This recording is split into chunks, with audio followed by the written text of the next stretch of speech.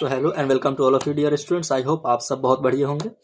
Examination में बहुत से ऐसे क्वेश्चंस होते हैं जिसका आंसर स्टूडेंट्स को पता नहीं होता है। उस क्वेश्चंस को आपको आंसर करना जरूरी हो जाता है, क्योंकि आप बहुत सारा होता है कि बहुत सारे स्टूडेंट्स को बहुत क्वेश्चंस पता होता है और बहुत क्वेश्चन नहीं पता होता है, और आपको 5 क्वेश्चन अटेम्प्ट देने हैं। हो सकता है आपको उसमें 3 क्वेश्चंस का आंसर पता हो और 2 क्वेश्चंस का आंसर नहीं पता हो। तो उस सिचुएशन में आप किस तरीके से 2 क्वेश्चंस को आप आंसर दोगे, उसके रिगार्डिंग ये वीडियो में बना रहा हूँ, और ये टिप्स आपके लिए बहुत ज़्यादा बेनिफिशियल होगा। सो आप इस वीडियो को लास्ट तक देखो। First, without wasting our time, मैं ये फर्स्ट आपको टिप्स बता देता हूँ कि अगर आपको कोई क्वेश्चंस का आंसर नहीं पता होता है तो उस सिचुएशन में आपको क्या करना चाहिए, आपके माइंड में क्या थॉट प्रोसेस रहना चाहिए। तो जो पहला आपको टिप्स अपनाना है कि कोई क्वेश्चंस आप पहले तो उस क्वेश्चंस को रीड करो। कोई भी क्वेश्चंस हो, उस क्वेश्चंस को आप रीड करोगे तो आपको उसमें कुछ ना कुछ ऐसे पॉइंट्स मिलेंगे, कुछ ऐसे वर्ड्स मिलेंगे जिसके बारे में आपको लगेगा कि मैंने ये कभी सोचा है या प्रैक्टिकल लाइफ में मैंने इसको कभी रियलाइज किया है। कोई भी ऐसा वर्ड होगा, आपके जो भी क्वेश्चंस होंगे, हो सकता है दो चार पॉइंट आपको समझ में आएंगे। जो भी पॉइंट आपको समझ में आ रहे होंगे, हो सकता है एक क्वेश्चन में 12-15 सेंटेंसेज है, 15 वर्ड्स है, तो 15 वर्ड्स में कुछ ना कुछ तो 5 और 6 वर्ड्स तो आपको ऐसे होंगे जिससे आप रिलेटेड होंगे। तो जो भी वर्ड से आप रिलेटेड होंगे और जो भी आपके माइंड में उस टाइम में चल रहा होगा कि ये क्वेश्चंस का ये आंसर मुझको लिखना है इस तरीके से, तो आप उस टाइम ये अप्रोच रखना कि जो भी आपके माइंड में चल रहा होगा उस एग्जामिनेशन आवर में, उस टॉपिक से रिलेटेड, तो जो भी आपको प्रैक्टिकल भी नॉलेज होगा तो आप उस प्रैक्टिकल नॉलेज को एग्जामिनेशन में पेपर पे आप लिखते चलो। क्योंकि जो भी चेक करने वाले होते हैं वो आपको एग्जैक्ट आंसर हो ये उतना मतलब मायने नहीं रखता है, लेकिन आपको उससे रिलेटेड आंसर होना चाहिए, ये मायने रखता है। तो अगर आप कोई भी ऐसा टॉपिक लगे जिसके बारे में आप नहीं पता है, कि उसको फुल नॉलेज नहीं है मेरे पास, तो आप उसको उससे रिलेटेड, जैसे कुछ वर्ड्स होंगे उससे रिलेटेड आप उसको लिखते चले जाओ, अच्छे से एकदम लिखते चले जाओ, बनाते बनाते 1 पेज, 1.5 पेज, 2 पेज, जितना आप लिख सकते हो उसको लिखते चले जाओ। अगर 14 मार्क्स का होगा तो एटलीस्ट तो आपको 2 और 3 पेजेस लिखने ही होंगे।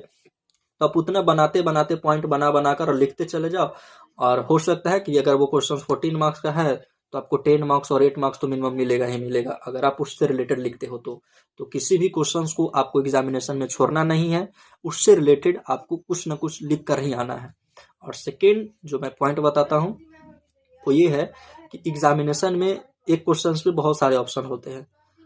एक मान लो सपोज 1 क्वेश्चन है 14 मार्क्स का, तो उसमें 2-3 ऑप्शन दे दिया जाएगा ए बी सी करके, जिसमें हो सकता है कि आपको ए का आंसर पता हो और सी का आंसर पता हो और बी का आंसर नहीं पता हो।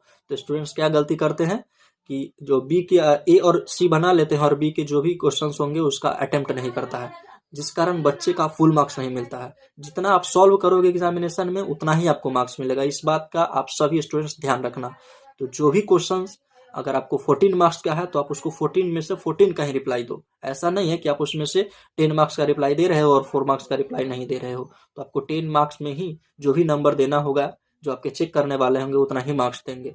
तो आपको जब भी क्वेश्चंस को अटेम्प्ट करना है तो 14 से 14 मार्क्स का ही अटेम्प्ट करना है। अगर आपको एक क्वेश्चन का आंसर उसमें से बी सेक्शंस का अगर आंसर नहीं पता है तो उससे रिलेटेड जो भी आपके माइंड में, मैं अभी बता चुका हूँ, जो भी आपके माइंड में आएगा उसको आप लिख दो और उस क्वेश्चंस को फुलफिल करो। ऐसा नहीं है कि उस सेक्शंस को आप छोड़ दो, उसको आपको एक ही साथ लिखना है। ये आपको सेकेंड मेथड अपनाना है।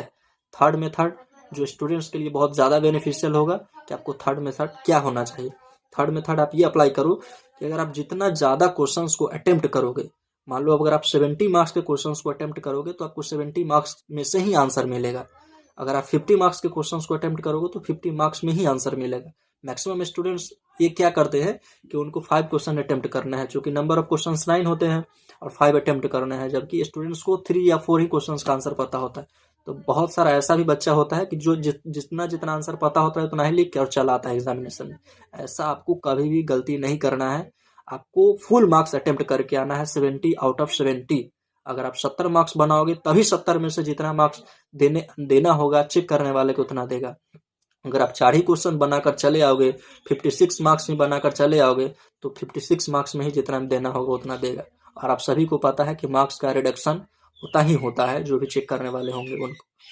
तो आपको फुल मार्क्स अटेम्प्ट करके ही आना है, 70 आउट ऑफ 70।